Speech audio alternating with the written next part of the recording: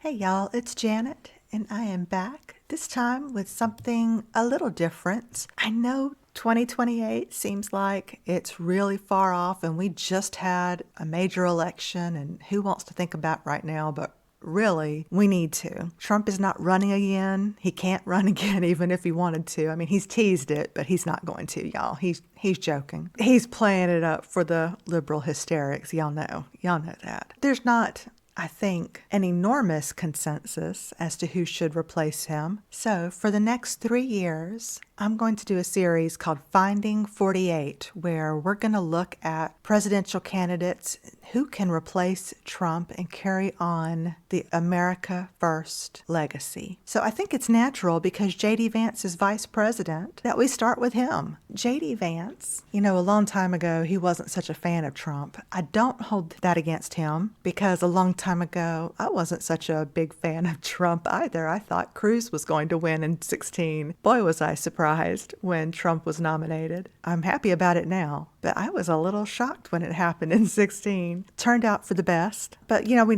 don't really know what's going to happen in the next 3 years. But Vance is the front runner right now, and so let's take a look. One of the biggest problems we have in this country is just how unaffordable it is for couples to start and maintain any kind of a middle-class family life. Largely, this is because of government policy and regulations. And I think, judging by this post on X from about a month before the inauguration, I think J.D. Vance gets it. And he says, making it affordable for a hardworking young person to afford a family is the core of America First. Too many have bought the lie that the path to prosperity is to flood the nation with cheap labor. In the next administration, we'll fight for American workers, which is extremely important to America First. I'm so glad he gets it. And he goes on in the replies, Elon is borderline prophetic on collapsing family formation. Though, to be fair, others have also sounded the alarm. It's a complicated problem,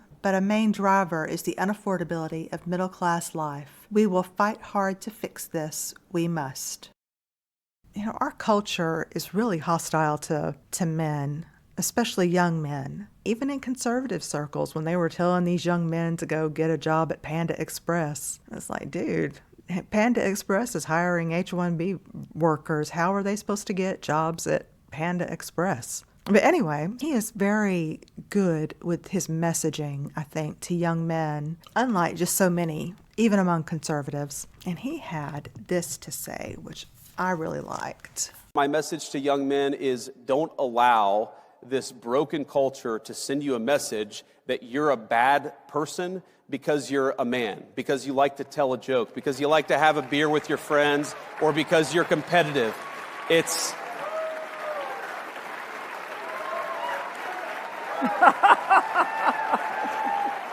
our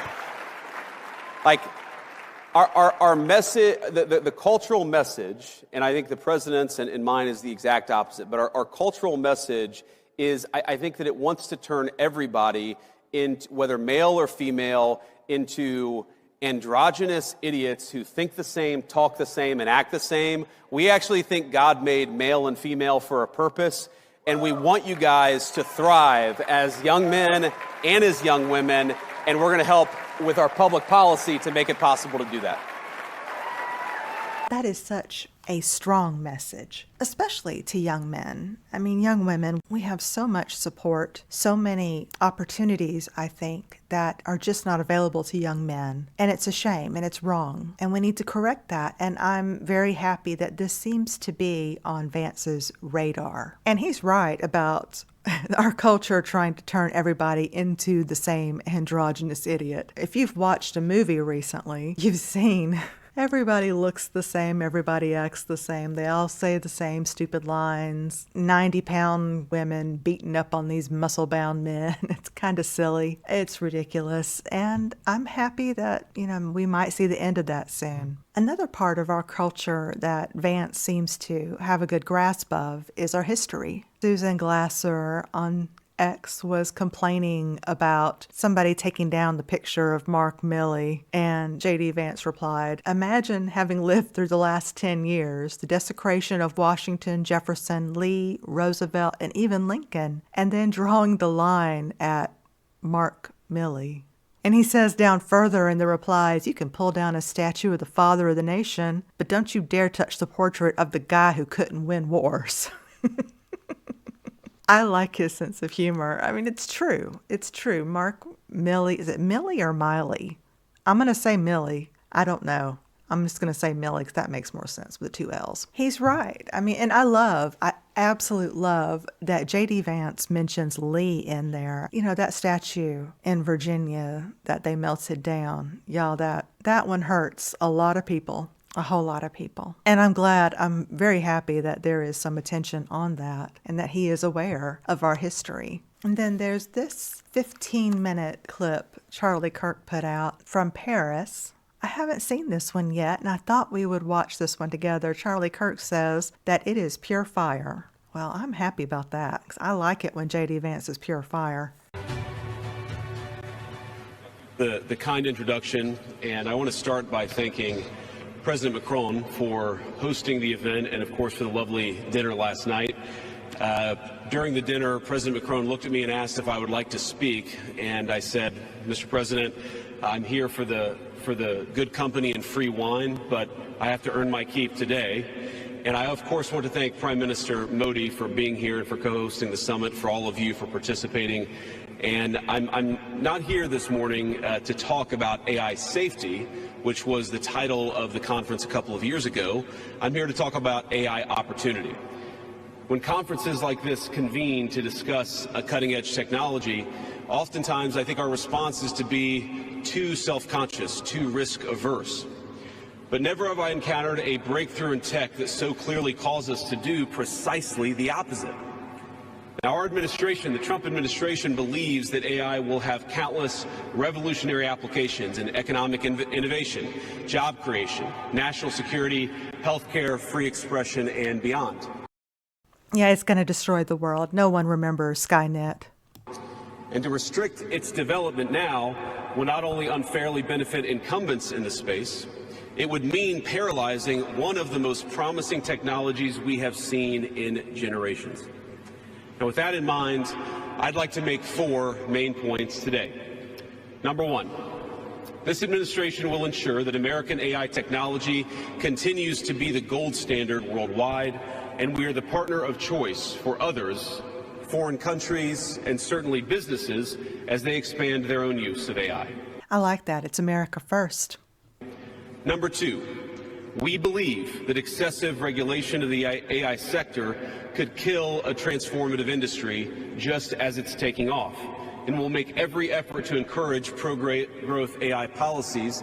And I like to see that deregulatory flavor making its way into a lot of the conversations this conference.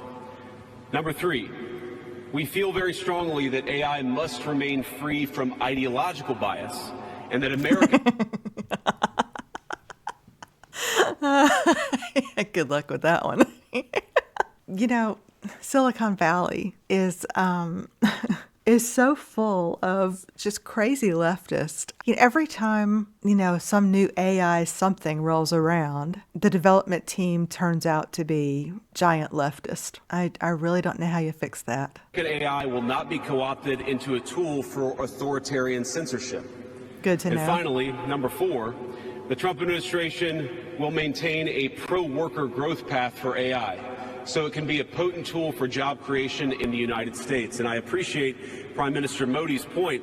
AI, I really believe, will facilitate and make people more productive. It is not going to replace human beings. It will never replace human beings. And I think too many of the leaders in the AI industry, when they talk about this fear of replacing workers, I think they really miss the point. AI, we believe, is going to make us more productive, more prosperous, and more free. Yeah, it's going to make us more productive such that we don't need as many workers. So I think that I don't know that AI is ever going to, or at least not anytime soon. I don't think it's going to replace a human, but I do think that it will cause human workers to be so productive that companies will need fewer of us. So that is a danger, and I don't think that we can overlook that completely. The United States of America is the leader in AI, and our administration plans to keep it that way. The U.S. possesses all components across the full AI stack, including advanced semiconductor design, frontier algorithms, and of course, transformational applications. Now, the computing power this stack requires is integral to advancing AI technology. And to safeguard America's advantage, the Trump administration will ensure that the most powerful AI systems are built in the U.S. with American-designed and manufactured chips. Now, just because we're the leader doesn't mean we want to or need to go it alone, of course. And let me be emphatic about this point. America wants to partner with all of you. And we want to embark on the AI revolution before us with a spirit of openness and collaboration. But to create that kind of trust, we need international regulatory regimes that fosters the creation of AI technology rather than strangles it. They're not going to let that happen. I don't see how very many other countries will encourage AI growth in any direction but one that they approve of. All of the non-American AIs will be statist henchmen, essentially. And we need our European friends in particular to look to this new frontier with optimism rather than trepidation. Now, the development of cutting-edge AI in the U.S. is no accident. By preserving an open regulatory environment, we've encouraged American innovators to experiment and to make unparalleled R&D investments. Of the $700 billion, give or take, that's estimated to be spent on AI in 2028, over half of it will likely be invested in the United States of America.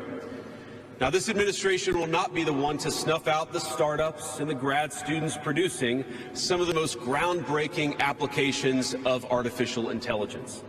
Instead, our laws will keep big tech, little tech, and all other developers on a level playing field.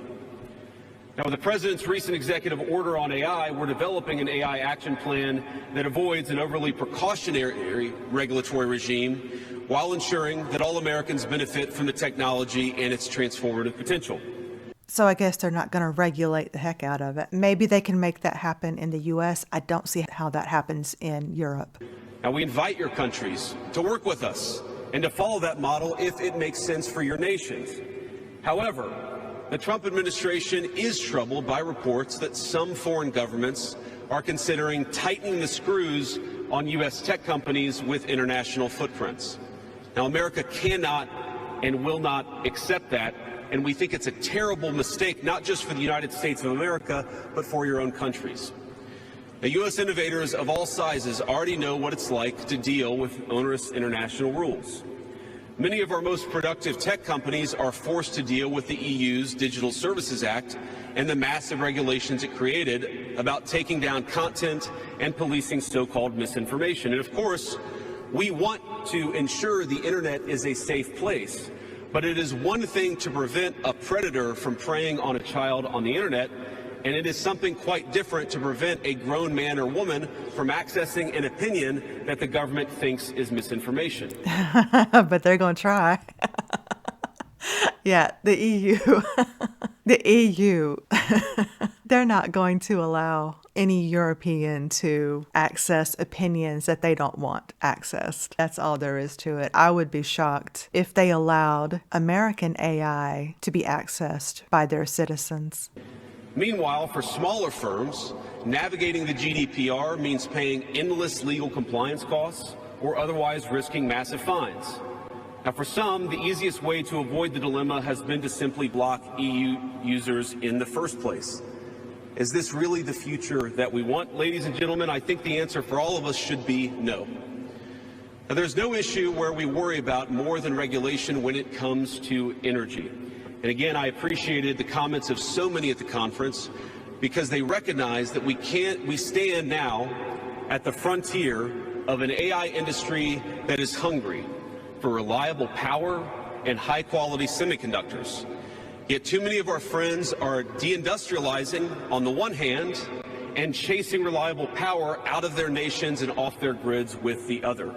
Yeah, Germans are crazy into the climate cult. I don't see that changing anytime soon. I haven't seen anything that their policies are changing. If anything, they seem to be more and more, like Vance just said, deindustrialize, or at least they're trying to. The AI future is not going to be won by hand-wringing about safety. It will be won by building, from reliable power plants to the manufacturing facilities that can produce the chips of the future. Now, at a personal level, what excites me most about AI is that it is grounded in the real and the physical economy. The success of the sector isn't just a matter of smart people sitting in front of a computer screen and coding. It depends on those who work with their hands, even as robotics will change our factories. It will certainly make our healthcare providers better at treating diseases, but it will also depend on the data produced by those healthcare providers, by those doctors and nurses. Yeah, you're going to have an AI that doesn't lie before you can depend on it for medical information. I believe it will help us create and store new modes of power in the future, but right now, AI cannot take off unless the world builds the energy infrastructure to support it. Now, it's my view that tech innovation over the last 20 years has often conjured images of smart people staring at computer screens, engineering in the world of bits. But the AI economy will primarily depend on and transform the world of atoms. Now, at this moment, we face the extraordinary prospect of a new industrial revolution, one on par with the invention of the steam engine or Bessemer steel.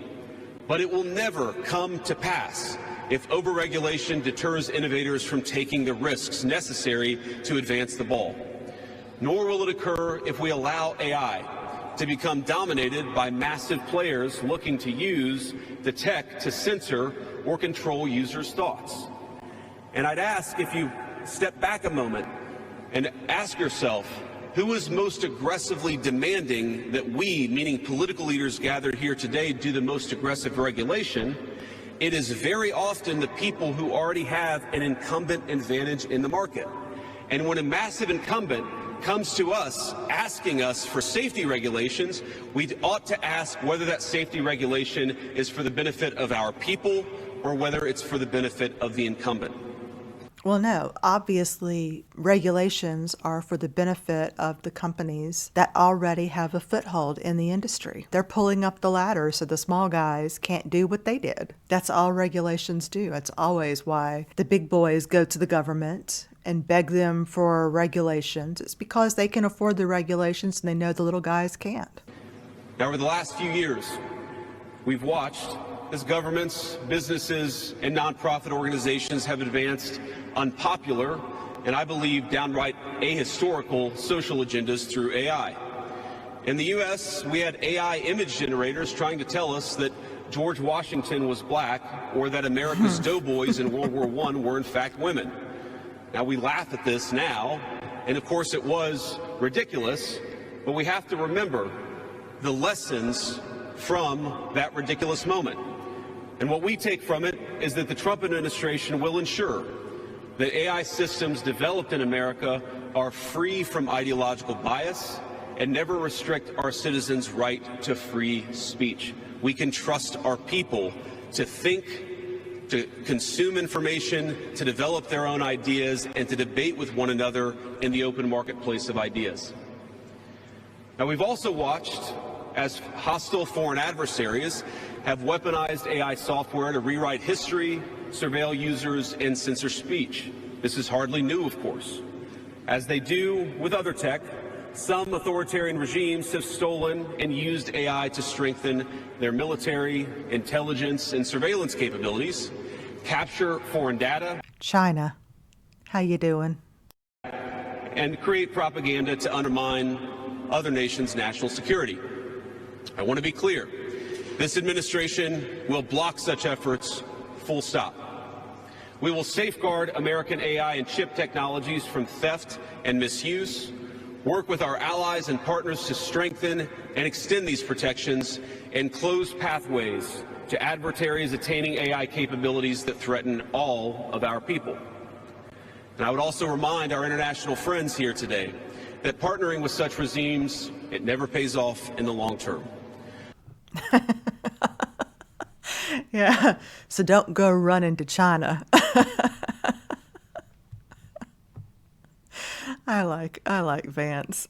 From CCTV to 5G equipment, we're all familiar with cheap tech in the marketplace that's been heavily subsidized and exported by authoritarian regimes. But as I know, and I think some of us in this room have learned from experience, partnering with them means chaining your nation to an authoritarian master that seeks to infiltrate, dig in, and seize your information infrastructure. Should a deal seem too good to be true, just remember the old adage that we learned in Silicon Valley: if you aren't paying for the product, you are the product. Finally, this administration wants to be very clear about one last point. We will always center American workers in our AI policy. We refuse to view AI as a purely disruptive technology that will inevitably automate away our labor force. We believe, and we will fight for policies that ensure that AI is going to make our workers more productive, and we expect that they will reap the rewards with higher wages, better benefits, and safer and more prosperous communities. From law to medicine, manufacturing, the most immediate applications of AI almost all involve supplementing, not replacing, the work being done by Americans. Now, combined with this administration's worker-first approach to immigration, we believe that a U.S. labor force prepared to use AI to its fullest extent will instead attract the attention of businesses that have offshored some of these roles. To accomplish this, the administration will make sure that America has the best trained workforce in the world. Our schools will teach students how to manage, how to supervise, and how to interact with AI-enabled tools as they become more and more a part of our everyday lives. And as AI creates new jobs and industries, our government, businesses, and labor organizations have an obligation to work together to empower the workers, not just of the United States, but all over the country, all over the world. To that end, for all major AI policy decisions coming from the federal government, the Trump administration will guarantee American workers a seat at the table, and we're very proud of that. Now, I've taken up enough of your time, so I'd like to close with just a quick story. This is a beautiful country, President Macron, and I know that you're proud of it and should be. And yesterday, as I was touring Les Invalides with General Gravette with my 3 kids, he was kind enough to show me the sword that belonged to America's dearest international friend from our own revolution, of course, the Marquis de Lafayette. He let me hold the sword, but of course he made me put on the white gloves beforehand. And it got me thinking of this country, France, and of course of my own country, and of the beautiful civilization that we have built together with weapons like that saber. Weapons that are dangerous in the wrong hands, but are incredible tools for liberty and prosperity in the right hands. I couldn't help but think of the conference today. If we choose the wrong approach on other things that could be conceived of as dangerous, things like AI, and choose to hold ourselves back, it will alter not only our GDP or the stock market, but the very future of the project that Lafayette and the American founders set off to create. Now, this doesn't mean, of course, that all concerns about safety go out the window, but focus matters. And we must focus now on the opportunity to catch lightning in a bottle, unleash our most brilliant innovators, and use AI to improve the well-being of our nations and their peoples. With great confidence, I can say it is an opportunity that the Trump administration will not squander. And we hope everyone convened here today feels exactly the same. Thank you, and God bless you all. I like that. You know, that was very presidential. I would not be disappointed if we had a president who gave that speech. He has a way about him that is very casual and still very authoritative. He is a natural leader, I think. he spoke at CPAC. I don't know how long he spoke at CPAC, 'cause this video is 9 hours long. I'm not watching the whole 9 hours. But Vance spoke for a little bit. Let's see what we can find. So we did a trip where we went to France and then to Germany, and then we went to San Diego for a family wedding, and then back in DC, and we did all that in like 7 days. So a little jet lag, but that's okay. Well, I'm in a good place right now, Mercedes. I got some sleep last night. Okay, good. Then we're ready. We're ready. But it's a real special day today. You know what today is, guys? It's February 20th. That means our first 30 days, the happy one-month anniversary of the Trump-Vance administration. I mean, how exciting is that? It's very exciting. It's hard to believe we've only been in office for a month, because I think we've done more in a month than Biden did in about 4 years. And thank God for that. Yeah, that is the truth. Biden did nothing. His handlers did an awful lot, but he didn't do anything but sleep on a beach in shorts that were way too short for an old man. But no, I think that Trump and Vance have done a great job on their first 30 days, and it can't be said often enough. But, you know, the president keeps us on a pretty breakneck pace. He always asks, what have we done today? What are we going to do tomorrow? What are we going to do next week? Because I think he realizes this is a special moment in time. And by the way, thank you. Thanks to all of you for making it possible for us to do all the great work we've been doing in the administration. I know we wouldn't have been here without you, but I think the president is acutely aware that the American people gave us a window to save the country, and that's exactly what we're going to do. And thank God for that, because it's been a hell of a lot of fun the past month. Okay, so I don't even think we can keep track of all the things you all are doing. In fact, I don't even think the press can keep track of all they're doing. I mean, they talk about the shock and awe strategy. Seriously. So when you're looking at this list after list after list, what stands out to you? Well, speaking of the press, I do think that we've had maybe more executive orders than CNN has viewers each night. So hello to our friends at CNN. I actually think that their plan was they were going to go all in on anti-Trump and hope that he could save CNN in the same way that he did, frankly, in 2017, because nobody really watched the network until he became president in 2017. But that's maybe the one thing I think the president has been unable to save the CNN's ratings over the last few months. Well, that is true. CNN, I mean, no one watches them even to make fun anymore. I mean, it used to be, you know, you would see all these great clips about the anchors melting down over Trump, and it was a lot of fun to watch those. But, you know, these days they're still melting down, but it doesn't feel like it's a lot of fun. It just feels sad and tired. What the president has tried to do is recognize that we have a historical mandate on a few issues. We have to secure the southern border, and thanks to his actions, border crossings are down well over 90%, and we're just getting started. He recognizes that we have to really unlock the engine of American growth. We've got to get back to having a growing economy that creates good jobs and high wages for the American people, and a lot of that goes back to drill, baby, drill. We've done more on energy under President Trump's leadership than I think any administration in history, and that's not an exaggeration. And of course, we're going to do more. And then I think the third. And that's true. I mean, if we don't produce more energy than we're producing now, that AI revolution that we just watched J.D. Vance talk about in Paris, that's not going to happen, because AI eats up energy like crazy. We are going to have to do some serious investment in both the energy generation and in our grid, because it is old, y'all. Our grid is falling apart, and it's never been hardened, which is crazy to me. Vance seems so knowledgeable about the AI. I'd like to think that he understands this, that the Trump administration is on this. We'll see. Third thing that he's tried to do, of course, with the help of Elon and all the great folks at Doge, is ask, what are we doing with all of the American taxpayers' money, and why are we wasting so much of it on garbage that the American people either aren't aware that we're spending it on or don't want to be spending it on in the first place? Like, for example.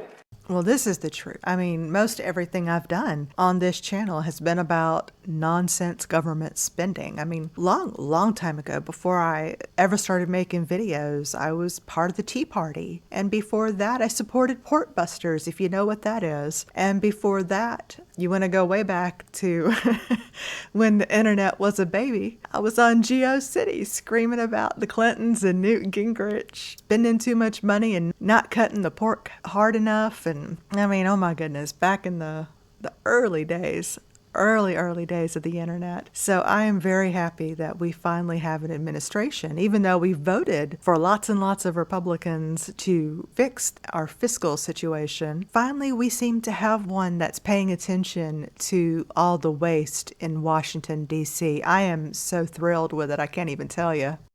The stuff that we've figured out, Mercedes, is unbelievable. Why are we spending money on progressive modern art projects centered around toilets in Afghanistan? That's actually something that your tax dollars were funding until very recently. And I think all of us are sitting around and asking, what the hell have we been doing with the American people's money for the last 4 years? 4 years. Turn off the spigot and... Longer than I've been alive. The government has wasted money. I mean, I can't even tell you when it began. Probably from the beginning. Spend the American people's tax money on the American people's priority, and that's, of course, been a big focus of the administration, too. Let's dig deeper into the immigration issue. Sure. We've seen, and you've met many of the victims, people who have family members who have died, Yes. been tragically murdered. Those angel families in the hands of these criminal illegal aliens. Sure. What's your message to these families? What is your message to these horrific drug cartels and human traffickers who have preyed on the most vulnerable in the world? Well, our message to the drug traffickers is get the hell out of our country. Your free ride is over because President Trump is back in the Oval Office. That is, you're not welcome. You were never welcome, according to the American people, but unfortunately you had President Joe Biden who allowed you to run free over the United States of America, and Donald Trump has said, you're terrorist organizations, we're gonna go after you, we're gonna wage war on you, and certainly we want you out of the United States of America, and that's an important message, of course. But our message, and you know this, Mercedes, our message to the families is President Trump cares about you.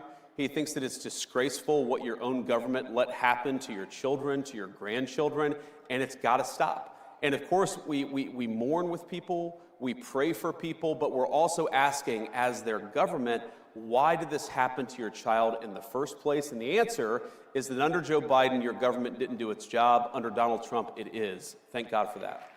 Yeah, it's more than, this is more than just a Biden thing, though. I mean, it's a lot of the trafficking, especially the children, it is being carried out by a lot of these drug cartels. After pot was legalized in so many states here, it really hurt their profits. So they turned to trafficking to make up the difference. Really, if you get a handle on all of these cartels, I think that will help with the trafficking as well, at least a little bit.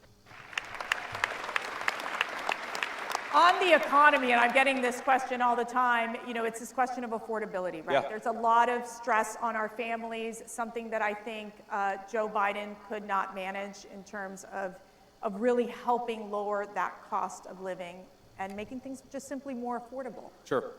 We talked about energy independence being a critical component. Well, no, Biden couldn't help lower the cost of anything. He couldn't help inflation because all he did was spend money. And I mean, when the money printer goes burr, inflation's going to happen. That's all there is to it. Component of this, of ensuring that we unleash this economic prosperity, what more needs to be done?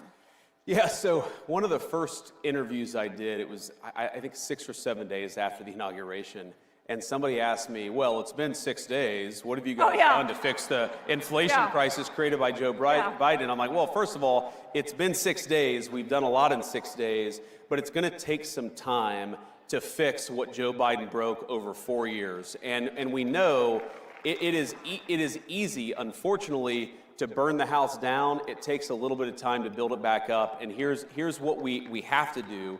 Because look, the fundamental goal of our immigration policy, of our border policy, of DOGE saving taxpayer money, the fundamental goal is we want your children and grandchildren to be able to raise a family in security and comfort in the country that we all love. That is the whole goal of President Trump's agenda. Well, I mean, you can't have America first without that. Like safety and prosperity, right? Yeah. It's pretty common sense stuff. And we know that to do that, we have to, first of all, unleash American energy. Now, why is that so important? Because look, if, we all know grocery prices got too high under Joe Biden's leadership. Well, one of the main drivers of groceries is energy. Because if the farmers are paying more for energy, then we're all paying more for what the farmers grow. And if the truck drivers who are delivering the groceries are paying more for fuel, then we're all paying more for what the truck drivers are delivering to the grocery store. If we unleash American energy, that will do more than anything to drive down the cost for the American people. The second thing, Mercedes, is we have got to stop spending the American people's money on garbage. Every dollar Amen to that. that we take in and spend, you have to pay for, either through taxes or through inflation.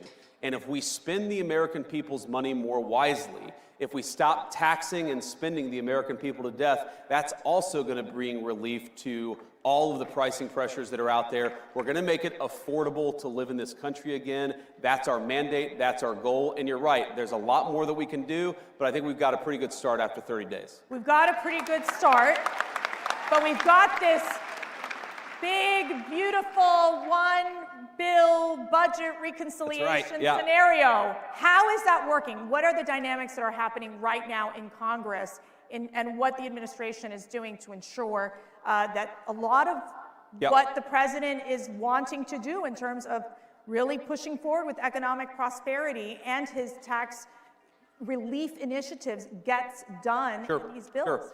Yeah, it's really important. So the Senate obviously has its own approach, and the president has been very clear that his preference is to put everything in one bill. Right. And part of that is just simple legislative strategy. I think the president has learned a lot about how D.C. works.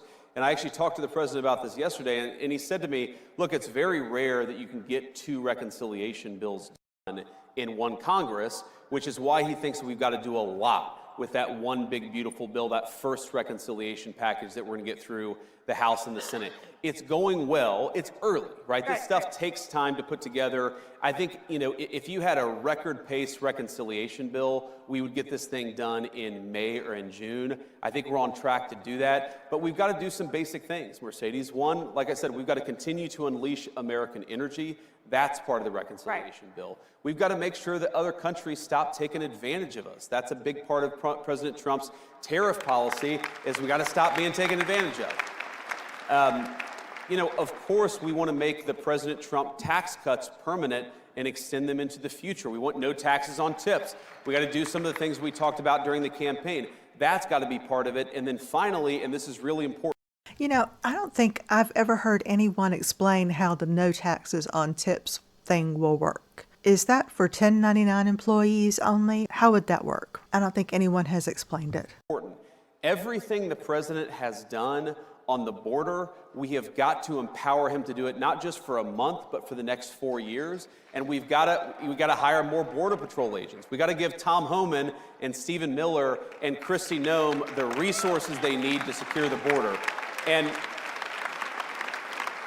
just not to return to the border, but I think so many of our issues come back to the border, because if you take 30, 40 million illegal aliens, you take Medicare fraud, Social Security fraud. Why are we taking the people's Social Security payments and giving it to illegal aliens? We know that's happening in the United States of America today. We've got to stop it. If you get control of the border, Mercedes, you do more to control the fiscal problem, the financial problems that we have in this country than almost anything. Get illegal aliens out of our country, make sure American tax dollars go to American people.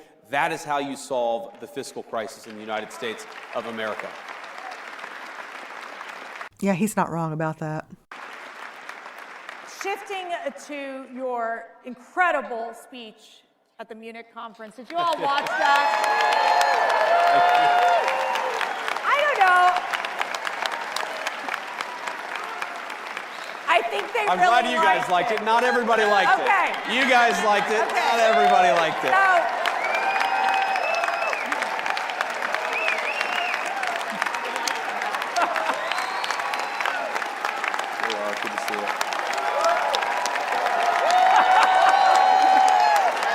Thank you.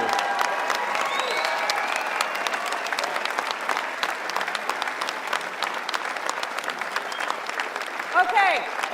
Okay. I'll take a standing ovation for a speech I already gave. That's Like awesome. two for the price of one. Yeah, I was going to say, here's your speech to say it again. You know, Vance is very personable, and I like that.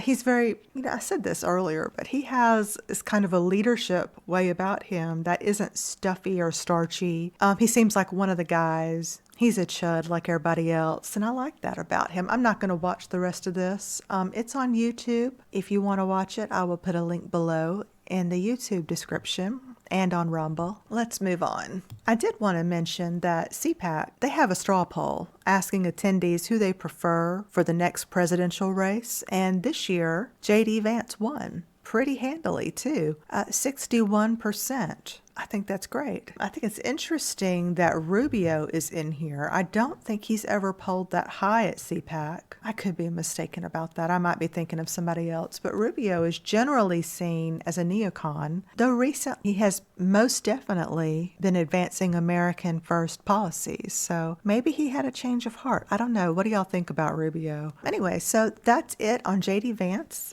If there is anybody you want me to do a Finding 48 show on, let me know. If there's someone that you really like. Bannon is number 2 on the CPAC straw poll, so he might be a good candidate for one. Ron DeSantis and Marco Rubio, I think both of them probably, they need an episode eventually. Not quite yet, because Rubio, his change of heart has been very recent, so we're going to let him cook a little bit before I do a video on him. Same thing I think with DeSantis, because he had a little bit of a wobble in the election, and we're going to let him correct, and we're going to wait and see how he does in the meantime. So they're definitely both on my radar. Bannon's an interesting one. I don't know. What do y'all think about Bannon?